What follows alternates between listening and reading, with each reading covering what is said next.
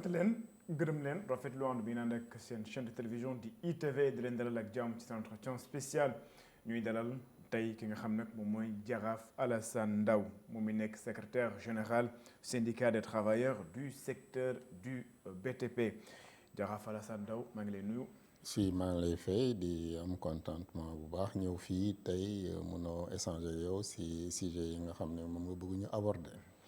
ñu nar a nag seq ak moom waxtaan ci li nga xam nag moom moo aju ci wàllum secteur BTP bi en général waaye itam jafe-jafe yi nga xam ni ñu ngi koy jànkoonteel ci jamono ji ñu nar a itam ànd ak moom ci yenn ci ay poñ yoo xam ni dañ ko junj ci biir waxtaan wi alors Jaraaf Alassane Ndao nguur gi bu ñu installé woo ba toog dañoo jël ay dogal ne dañuy def li nga xam nag moom mooy maanaam fexe ba auditer mun naa ko woowee noonu suuf yi nga xam ni ñu ngi ko doon joxe fii ci réewum Sénégal rawatina ci ay bërëb yoo xam ni daanaka tànn nañ ko mun nañ ci lim littoral bi mun nañ ci lim Mbourkat ak yeneen bërëb yoo xam ni nguur gi daal daanaka ko spécifié ngir wax nii dañu saytu nit anam yi nga xam ni moom la ñu joxe suuf soosee ñu gis ñu teg ay weer yoo xam ni ñuy faral di dégg saa su nekk ñi nga xam ne ñu yëngatu ci wàllum secteur BTP bi d'abord bi ngeen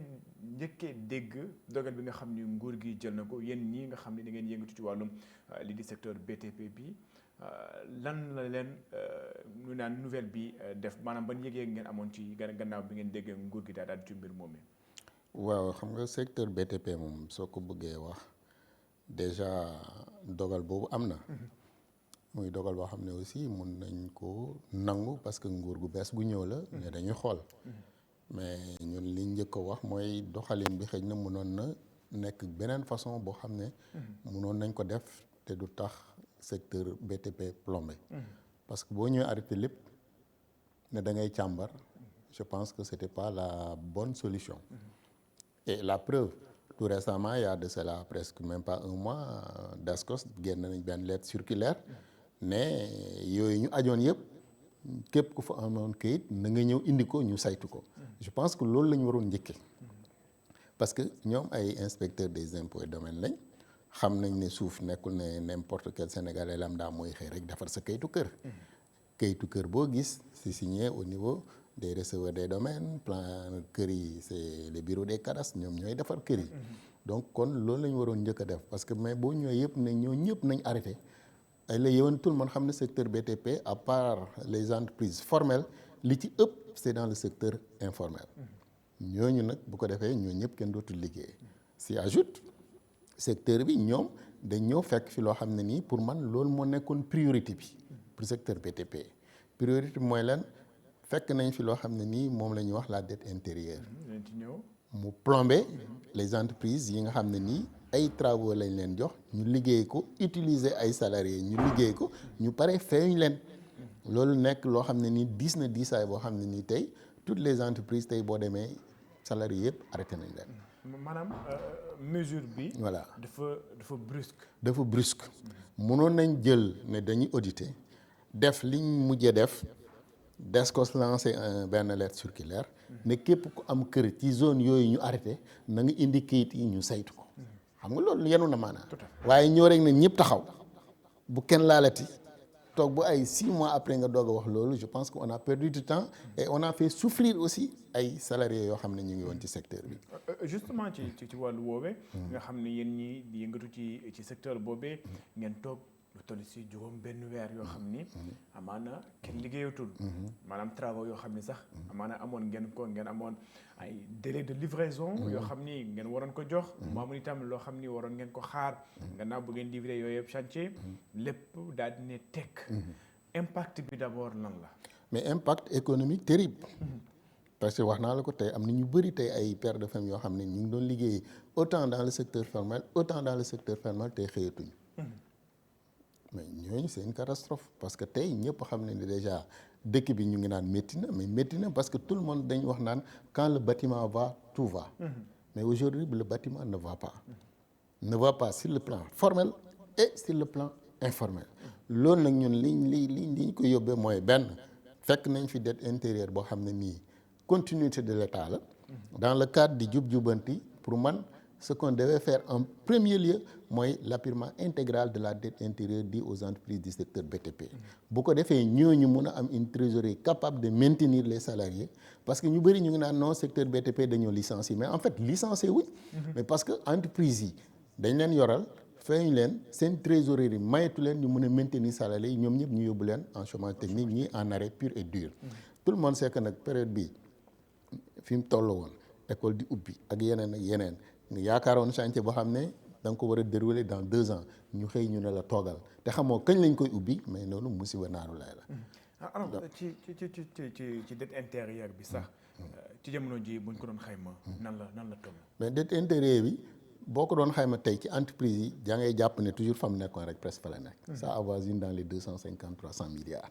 parce que les entreprises ont reçu mais ceux qui les ont reçus par rapport ak li ñu leen yoral mu ngi mel ni nga yoral nit ki junne ñëw jox ko ñaar dërëm. donc loolu fi mu toll nii moo tax ñun suñu plaidoyer yëpp ak lépp lu ñu munti wax. mooy les nouvelles autorités dañ ko fay fekk mais nag continuité de l'état la. l'état est une continuité. L'état c'est une continuité ça ne sert absolument à rien de dire dañ ko fay fekk mais on les a élus pour trouver des solutions et je pense que aujourd'hui cette solution pour que le secteur du BTP puisse redorer son blason les travailleurs se sentir à l'aise tey mooy fexe fay bor bi libérer chantier yi def seen audit et ouvrir d'autres chantiers yoo xam ne nii nit ñi dinañ am yaakaar. am nga une idée ci lim boo xam ni liggéeykat yoo xam ne ci jamono ji jàpp nga ni ñoom ñu ngi ci chômage te ñoom ñooy nekkoon di yëngatu ci wàllu mais du jeex du xaaj entreprise boo munti dem tey soo demee Eiffage Sénégal am na ñu arrêté boo demee CDE am na ñu arrêté boo demee mais ñooñu ñëpp boo demee CSE am na ñu arrêté boo demee matière am na ñu arrêté il y a même des gens qui sont en CDI qui sont en chômage technique parce que tout simplement la dette est devenue un fardeau pour ces entreprises. Nous sommes des syndicats, nous sommes contre le licenciement. Mais ku gis dëgg ni boo mënatul dem ñu arrêté chantier yi ubbiwuñu chantier yi fay ñu la mais mënoo maintenir. mais finalement ci dette bi fan le blocage bi nekk état bi dafa amul ressource wala volonté politique la.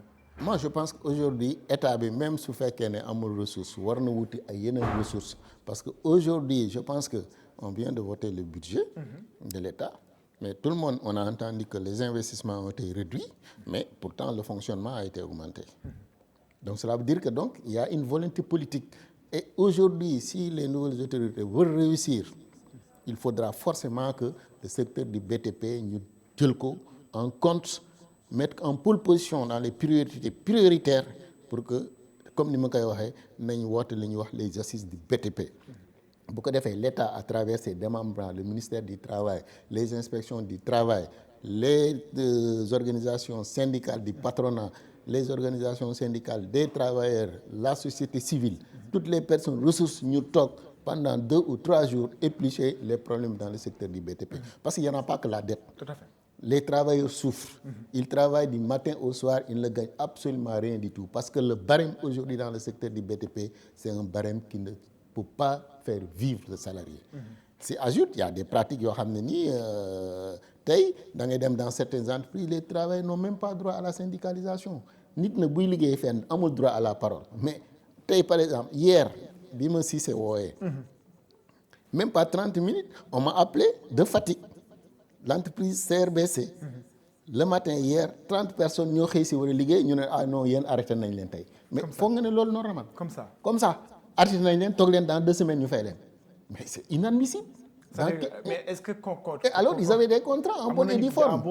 Oui mais mënoo xëy ay nit ñu xëy rek tey parce que lu xew ñu ne non parce que bon patron chinois bi def na Chine yéen vous êtes en arrêt mais c'est pas ça ak yeneen il y a des entreprises de droit sénégalais ici qui emploient des Sénégalais en bonne et due forme et pendant une dizaine d'années sans bulletin de salaire loolu am na fii mais yooyu yëpp dañ ko war a wax comme dañ nekk ci cadre jubanti bu ko defee autorités yu bees yi xam li xew parce que mbir bala nga koy jubanti foog nga toog ñiy seq ñiy souffrir tey mooy les salariés dans le secteur du BTP.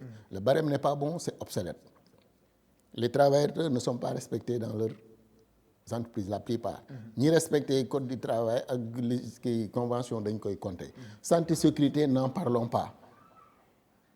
Tout ça bu ne fa nekk loo xam ne nii pour ñu mun ko régler li may wax toujours mooy nañ def ndëpp ñëpp toog ñu wax problème yi un à un bu ko defee secteur bâtiment dem.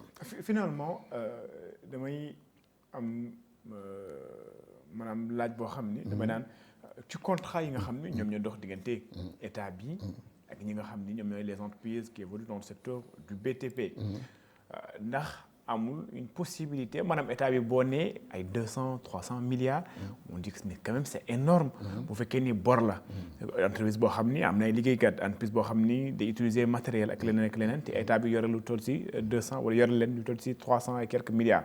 ndax ci wàllum contrat bi nga xam ni moom mooy dox diggante état bi ak ñi nga xam ne ñoo yëngatu ci wàllum BTP bi ndax amul benn boo xam ni daal mën ngeen ko rëdd ne état bi waaw ñun dinañ la exécuter sa marché mais minimum tamit. toujours contrat yi toujours dañ lay bañ lay sox nga jox ñu lii. bañ lay sox dañ lay jox délai d'exécution kii ne la chantier bi par exemple da nga koy def si 14 mois.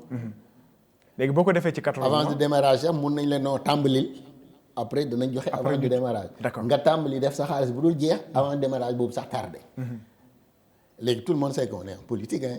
Souvent chantier bi dañ ko yaakamti bëgg nañ ko inaugurer et cetera l'entreprise ne attends l'État c'est le plus grand client je fais tout pour que mu wan ne sawar naa liggéey bi liggéey ko def ci ses propres moyens toog nag di xaar. ñu dem inaugurer def seen tintamarre après ñëw yow ti cours derrière. maintenant salariés yi ñi ko liggéey di doon xaar beneen chantier ñu ne ñun kat fay ñu mënuñ dem yéen toog leen. mais loolu si taxul réew dem. moo tax ma ne ci wàllum contrat bi ndax jotul itam ngeen fexe. changer un petit peu la donne nekk na loo xam ni c'est ça dépend maintenant aux entrepreneurs ñi nga xam ne le patronat. parce que ils ont un syndicat le patronat. ñun bu ñuy casser parce que dañu xam ne bu ñu kaasul ñun liggéeykat yi ñooy gën a sonn. parce que bu chantier amul ñun duñ liggéey. peut-être les entrepreneurs les patrons peuvent aller se déployer ailleurs mais nous on est fatigués et je pense que l'État est là pour au moins ñi gën a pour la communauté la société. donc loolu aussi ñii ñëw nañ nit ñi am nañ ci yaakaar parce que tey boo demee dans le secteur du BTP nekk ba dans le secret des dieux mais peut-être mun naa wax ne la majeure partie ont voté pour ceux qui sont là aujourd'hui. donc tey aussi le retour de bâton mooy fexe de telle sorte que le secteur du BTP puisse revivre que les salariés puissent aussi am espoir parce que aujourd'hui comme ni ma ko waxee foog ñu toog tëggaat lépp le barème dans le secteur du BTP c'est le barème le plus mauvais dans ce pays. tey de comme ni ma koy waxee da nga gis ku nekk ci benn immeuble R+20 salarié bi nekk ci ba chantier bi jeex du mën a tabax moom benn case. parce que tout simplement dañ koy fay baaxul indemnité loolu sax am na yu tane mais boo demee dans les autres entreprises multinationales mais c'est du n'importe quoi. alors heures supplémentaires ne sont pas payées comme il le faut les contrats boo demee dans les contrats avec la majeure partie tey les grands chantiers aujourd'hui sont réalisés par les entreprises multinationales. et les salariés da ngay gis tey par exemple boo jëlee l'exemple du BRT c'était un chantier de 4 à 5 ans. mais bu dafa gis benn salarié bu am contrat 4 ans on te fait contrat 2 mois 3 mois 4 mois tey nga ñëw xaw a kaas tuuti ñu ne non boo ko jëlati partout mais loolu aussi taxul réew jóg. waaw mais au final dama ne wax nga ko dafa am këru liggéeykaay yoo xam ne dañuy bañ. ñu am syndicat. moom itam doomi Sénégal yoo xam ne dañ leen di fay jëlee. ñu war leen defal contrat en bonne et due forme. duñ ko am. mais finalement solution bi fan la war a nekk exactement maanaam ndax syndicat yi ñu ngi dajeek patronat bi ngir wax leen ni en kat ak ak yelleef liggéeykat yi dafa jot itam ñu daal di koy respecter. je pense que loolu chaque jour ñu ngi ciy wax moo tax ñii bi ñëwee ni ñu am yaakaar. comme dañ ñëw ak benn slogan jub jubanti. lan la ñu waxtaan. mais li dëng yëpp bu ñu woowee loolu ma la wax. ces rencontres là des assises du BTP. ñun dinañ mën a wax li am. te dañ ci duut baaraam. li ma lay wax nii yëpp mun naa leen duut baaraam entreprise tel lii la lii. ñu ngi fi ñu may dégg. mais tey salarié bu nekkee parce que dans une entreprise dañuy wax les parties prenantes ñoo war a toog. autour d'une table. l'État les employeurs. les salariés à travers les représentants mais su fekkee ne ñoom amuñ représentant amuñ ku leen waxal mais du sotti kenn considéré wu leen du sotti donc tey dans le cadre de ce jub-jubanti là nous souhaiterions que quand même les nouvelles autorités fassent ce qu'on appelle les assises du BTP ñu wax lépp parce que secteur BTP salariés yi sonn nañ dañu liggéey ba des contrats parce que tey on a fait une dérogation pour le secteur du BTP le secteur du BTP mooy seule entreprise boo xam ne tey mën nga jël nit di ko defal ay contrat ba muy dem retraité du nekk CDI parce qu'on a fait une dérogation en termes de bon l'entreprise évolue en dents de scie su amul carnet de commande mënul jël ñu bëri mais tout le monde sait que aussi aujourd'hui war nañ dem à un moment donné nit ki bu liggéeyee ci entreprise def fa au moins 10 ans war nañ forcer l'entreprise que ñu jël ko en CDI. Tout à fait. Parce que foo def 10 ans 15 ans amatoo feneen foo jëm et pourtant on utilise toujours ces gens là bu contrat jeexee ñu dem finalement dañuy fidéliser entreprise sax mënuñ sax dem beneen seeti beneen entreprise parce que entreprise boobu la ñu xam mais quelqu'un qui fait dans une entreprise 20 ans mais on doit pouvoir trouver des clauses yoo xam ne ni dañ ne comme utiliser nga ko pendant 20 ans en CDD le reste de sa carrière tu le mets CDI yooyu yëpp dafa nekk loo xam ne nit nañu war ko alors ci wàllu wi gannaaw bi état bi daal di arrêté li nga xam ne moo di chantier yi mbir mi est-ce que ci jamono ji am na benn ndaje boo xam ni maanaam dox na xëy na diggante état bi ak le patronat naam état bi mu ngi ci liggéeyam maanaam saytu maanaam patronat bi n'est pas concerné parce que patronat bi moom day ñëw exécuter li nga xam ne moom mooy les chantiers waaye ndax itam patronat bi dem na seeti li nga xam ne moo état bi joytu ko daal di koy wax ni kat bi nga xam ni arrêté ngeen ko naam yéen ngi ci seen droit da ngeen war a saytu mais jot na itam ngeen gëstu secteur bi te xam na Sénégal yu bëri yoo xam ne ci jamono ji liggéeyatuñu. non plaidoyer bi moom kii patronat bi ñu ngi koy def. patronat bi ñu ngi koy def est-ce qu'il y a eu des rencontres formelles. mais des rencontres formelles mais peut-être des rencontres ku ci nekk day dem sa côté peut-être. wax jéem a xool régler la sa entreprise affaire yooyu. mais aujourd'hui aussi c'est le moment pour man au niveau de nos entreprises nationales ñu gën a am nañ syndicat. mais je pense que aussi war nañ gën a mun a. le problème aussi c'est que souvent l'État c'est le plus grand client. de ces entreprises de telle sorte que même buy métti ak buy kii sax léeg-léeg duñ ñemee fësal. wane ne ñun kat li ngeen ñu teg dañuy jéem a raay affaire yooyu bokkul ak ñun on dit que ça ne va pas parce que ça ne va pas parce que xam nañ ne faykat bu doxalee ñun on est cuit. mais ñoom souvent comme l'État c'est le plus grand client il fit une anecdote am na fi benn année j'ai voulu faire une conférence de presse la veille du prestation de serment de Macky Sall. mais on a remis toute la République pour ma bañ ko def. parce qu'on me dit que non l'État c'est le plus grand client on sait que ñun ngay défendre mais bàyyil mu sedd ba yi passé parce que tout simplement patronat bi aussi am na lu ñuy sóoraale ne bu ma waxee wala bu ma kiiyee mën nañ kii affaire mais réew du doxee noonu réew bu ñu bëggee mu jag ñi ko bokk ñëpp nañ toog waxtaane ko ku ci nekk patronat bi am ci lim am salarié yi am ci am état bi aussi mooy son souci mooy que projet bu mu am ñu defar ko avec des Sénégalais parce que aujourd'hui aussi une autre remarque tey les plus grands chantiers ces 5 dernières années sont réalisés par des entreprises multinationales. voilà donc yooyu yëpp nekk na loo xam ne nii tax mais du tax suñu entreprise nationale yi mën a am benn envergure bi. alors que ñu ngi leen di teg loo xam ne nii aussi teguñ ko ñi ñëw. yooyu yëpp nekk na loo xam ne nii li ma la wax rek toog waxtaane ko. peut-être ñi fi nekk ay gan ñëw buñ ko xamee comme jaar jubbanti la xanaa dinañ mën a basta il faut arrêter il faut redessiner quand même cette nouvelle forme d'alliance avec. alors ci wàllum dette bi ba léegi. le budget 2025 a été voté. voté nañ ko ba noppi. naam vote sans débat lañ ko def. mais quand même am nañu peut-être accès ci li nga xam ni moom mooy nomenclature budgétaire bi xam nañu. peut-être ministère bu nekk ñaata lañ la nattal. naam xamuñu peut-être les composants ndax amuñu cette année l'occasion de voir quand même les ministres à l'œuvre ne lii ak lii. lañu parce que le contexte peut-être a obligé l'État à utiliser l'article 86 de la Constitution. mais ci dette intérieure bi est-ce que jàpp ngeen ni am na dañu naan benn y a des chances que ci atum 2025 bi au moins amel nañ leen 300 wala 200 ñu jox leen même bu dee 50 milliards de francs CFA. bon est-ce que bokk na sax ci prévision yi li ñu yaakaar daal d'après ce qu'on a à partir des différentes entreprises du patronat. mooy on a des promesses fermes que l'État va faire tout pour que quand même épurer la dette. loolu suñ ko defee mais bu boobaa nit ñi mën a kii parce que ni ma ko waxee rek ce secteur-là tant que les nouvelles autorités ne le prennent pas au sérieux ça n'avancera pas économiquement dans ce pays. Quand le bâtiment va, tout va. Faisons de telle sorte que l'apurement intégral de la dette, qu'on ouvre de très grands chantiers et qu'à travers ces très grands chantiers, on associe ou bien on fait la part belle aux entreprises nationales. Tout en insistant à ce que quand même les conditions de santé, sécurité, de bien-être social pour les salariés soient revues à la hausse. ok alors ci wàllum li nga xam ni secteur BTP bi am na beneen wàll boo xam ne gis nañu impact gannaaw arrêt chantier yi. ñu dégg am na ñi nga xam ne ñoom ñooy defarkatu ciment yi. ñu ne am na benn baisse su ma juumul de 25% de la production du ciment.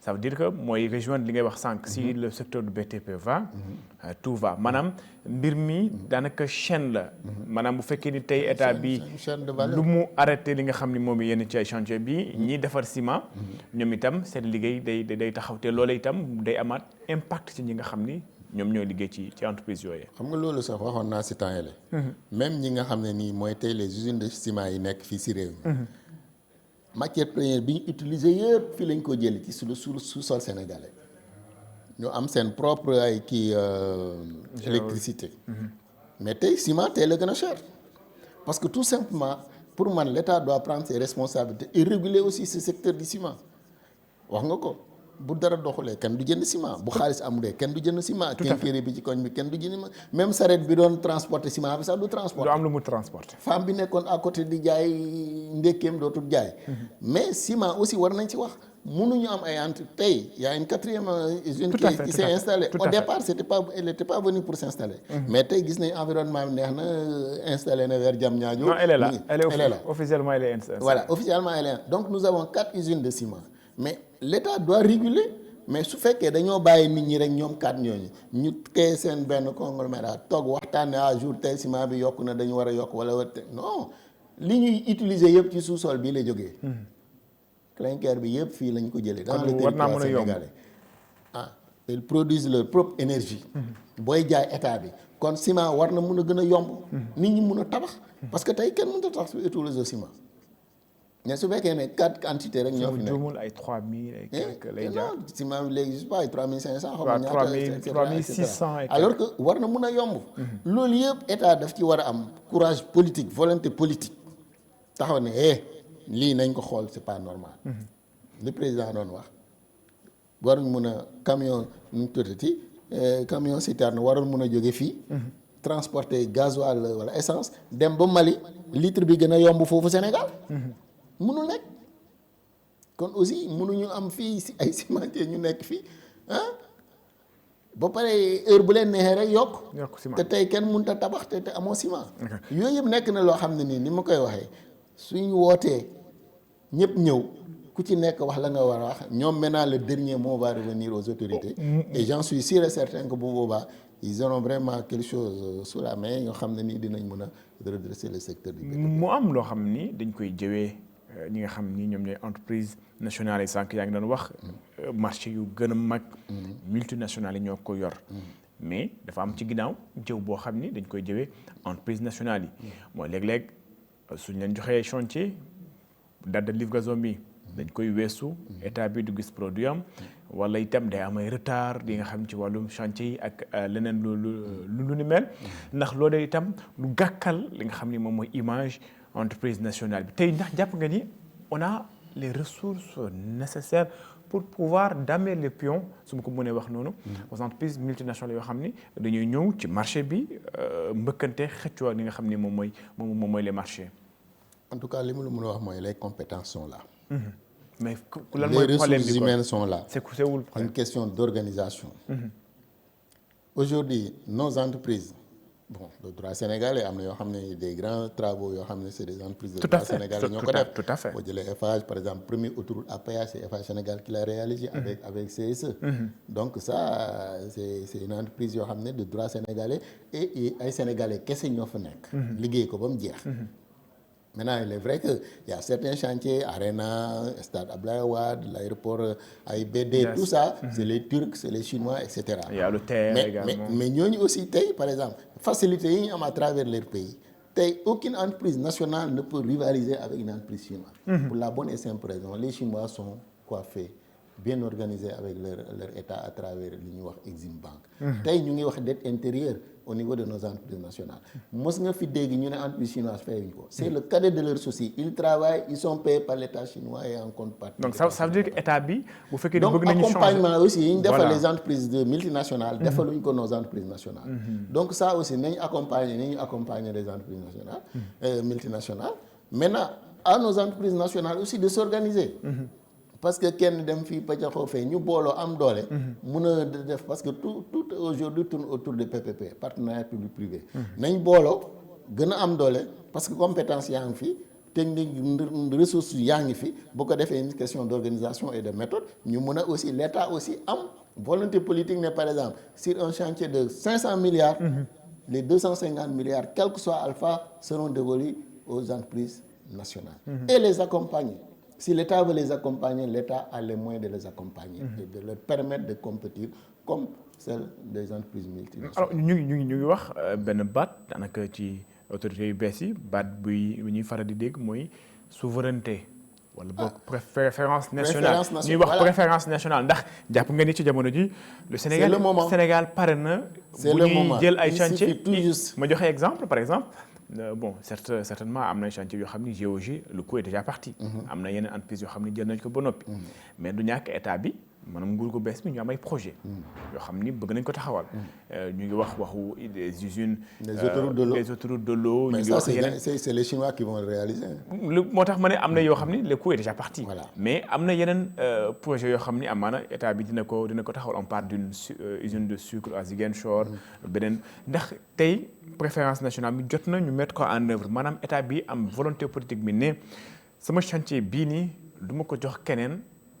laa la wax tey souveraineté bi ñuy wax. man mu bañ a préférence nationale bi ñuy wax mu bañ a yem ci ay kàddu. mënul yem ci kàddu na dem à l'épreuve pratique.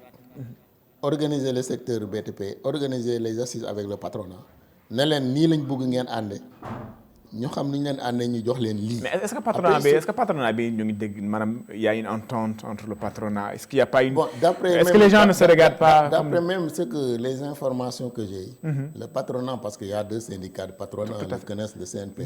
Aujourd'hui l'objectif c'est de s'unir et de mu nekk benn seule entité.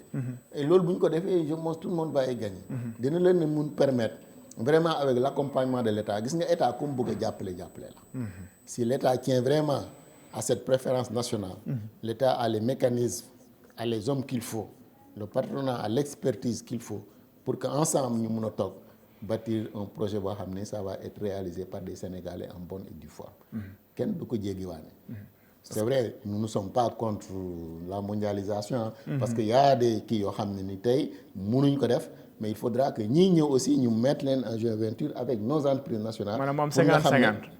Technicité bi. bu ñu demee dinañ ko ça ne sert à rien nga ñëw construire stade Abdoulaye Wade après l'entretien les Turcs vont continuer à l'entretenir. Ça n'a pas de sens. Il faut mettre des entreprises sénégalaises avec ñoom ñu ànd ak ñoom liggéey bi nga xam ne ni maintien beeg entretien beeg yëpp doo dem di fay kële mais fay ko fii mu des xaalis bi yem fii. mais loolu malheureusement souvent ça fait défaut. C'est un peu comme l'aéroport international Blaise Diagne. C'est ça. Exploitation bi. Oui. C'est les Turcs qui gèrent. Donc yooyu aussi loolu aussi état bi war na ci jóg nañ leen jox ngeen tabax. mais bu ngeen di tabax da ngeen ànd ak ñi ñu maîtriser les trucs ba nga xam ne nii bu tabax bi jeexee nag ñu ne l'exploitation bàyyil nag ñun ñu suivi entretien affaire yooyu ñun ñu mun ko defal suñu bopp. C'est vrai que cas yi su fekkee ne lu ñëw rek ñoom ñooy kii mais finalement ñun. C'est vrai que cas yu bëri na yaa également ci terre bi xam nañ koy exploiter itam bëri na ay paramètres yoo xam ni amaana war nañ ko mën a xoolaat alors ñu ngi may wax ni waxtu yi nga xam ni moo ñu dese daanaka dafa xaw a ndaw lool ma bàyyi la ak peut-être un dernier message boo xam ni yaa ngi koy jagleel à l'endroit d'abord du patronat et ensuite à l'endroit de l'État c'est vrai que la DSCOS bind na nee na ñi nga xam ne am nañ seen i kayit dañu ñëw ñu xool ñu mën a dooraat chantier jàpp nga ni il est temps que l'État lève quand même le pied. Ouais, aujourd'hui je pense que économiquement bu ñu wax naan dëkk bi dafa métti problème bi ci la am. Bâtiment bokk na ci li nga xam ne nii occupé na 30-40-50%. Aujourd'hui les nouvelles autorités ce qu'on souhaite mooy qu'elles puissent avoir vraiment cette souplesse. Trouver des solutions et la première des solutions c'est l'apurement de la dette intégrale. Dit aux entreprises BTP, lever ces arrêts de travaux dans les niveaux et ouvrir d'autres perspectives de grands chantiers yoo xam ne nii nos entreprises nationales auront la part belle. Au patronat de s'organiser de grands ensembles capables demain de pouvoir rivaliser avec les multinationales et gagner des chantiers. balaa ma ko fàtte la déclaration du président de la République bu ñu doon organiser la première édition du conférence des managers et administrateurs. Le chef de l'État dit carrément que état bi manœuvre yu mu am bëriwul. mais déclaration boobee boo ko déggee naan ndax dette intérieure bi itam dinañ ci gaaw a jot. non manœuvre yi mu am bëriwul mais je pense que priorité la ci dette intérieure bi mu fay ko parce que bu buggee réew mi dox. bu ñu buggee réew si mais bu dee si xam nga ñu neen léegi mbir mi choix la da ngay xool budget bi nga naan fii laa ko dugal wala. fii laa ko dugal mais tey choix premier choix mooy maintenir le secteur du BTP en activité parce que tey si le secteur national du BTP s'écroule, mais c'est toute l'économie sénégalaise qui va avec. Donc la priorité des priorités pour l'État, c'est de trouver les moyens. État, war na mën a lijjanti marge manœuvre État bëri na c'est une manière de parler pour man rek le président de la République pour alerter que nous sommes dans une phase très difficile. Mais ils ont été élus parce que les Sénégalais pensaient que nous avons des difficultés avec toutes les promesses qu'elles ont eu à formuler, assumer, wax ko. yaakaar boobu dañu ñaan yaakaar boobu yàlla bu mu tas. ba ñu mun a am trouver des solutions yoo xam ne nii Sénégalais bu ne dina ci mën a gis boppam. ñu permettre aussi salariés yi comme ni ma ko waxee tant que defuñ les assises du BTP mun a xoolaat le barème dans le secteur du BTP permettre les salariés mu ñu am des salaires qui leur permettent de gagner dignement leur vie. parce que tout le monde xam na ne goudron métti na yéeg ay 5e 10e étage métti na. nga wàcc mënoo am loo yóbbu sa kër wala bu ñu la fayee doo ñemee dem sa kër secteur bâtiment rek la am te loolu dafa jot nag dans le cadre du jubbanti là et j'interpelle solennellement le président de la République et le premier ministre pour que dans le cadre du jubbanti ñu regarder ce qui se passe au niveau du barème dans le secteur du BTP pour permettre aux salariés du secteur du BTP de pouvoir vivre décemment et parce que ay jàmbaar lañ ñu ngi ci naaj bi ñu ngi ci poussière bi ñu ngi ci kàmb yi ñu ngi ci pax yi te wax dëgg yàlla bu ñu fayee ko du ñu ma dem seen kër. Jaraaf Alassane Ndao moom mi nekk secrétaire général des travailleurs du secteur du BTP nekkoon suñu gan ci seen entretien spécial alors Jaraaf. ma bàyyi la nga daal di tàggatoo. waaw di kontaan rek parce que man je suis toujours passionné quand je parle du secteur du BTP. parce que je suis un pur produit du secteur du BTP j'ai fait 32 ans dans le secteur du BTP. Aujourd'hui, je coordonne tous les travailleurs des multinationales dans la sous-région ouest-africaine. Je suis membre du comité exécutif mondial bâtiments et travaux publics. Donc tout ce qui tourne autour du BTP pour que le secteur puisse revivre vraiment son liste d'antan et que les salariés aussi mun a sentir seen bopp ci biir loolu mooy sama combat de tous les jours. Et je le fais aussi avec toute la diplomatie possible pour que quand même parce que réew mi mën nga fi wax li nga bëgg a wax doo xas kenn doo saaga kenn doo ŋàññi kenn li ñu gëm rek mooy li ñuy wax pour que ñii yàlla yor réew mi defaree ñoom la ci seen affaire di baax mais c'est pas Jaraaf mais c'est eux qui vont résulter et récolter les fruits. sant ko gërëm ko sant na itam gërëm leen seen entretien spécial jeex na. merci ma jox leen dig daje ci beneen numéro ak beneen gan jaa ngeen jëf.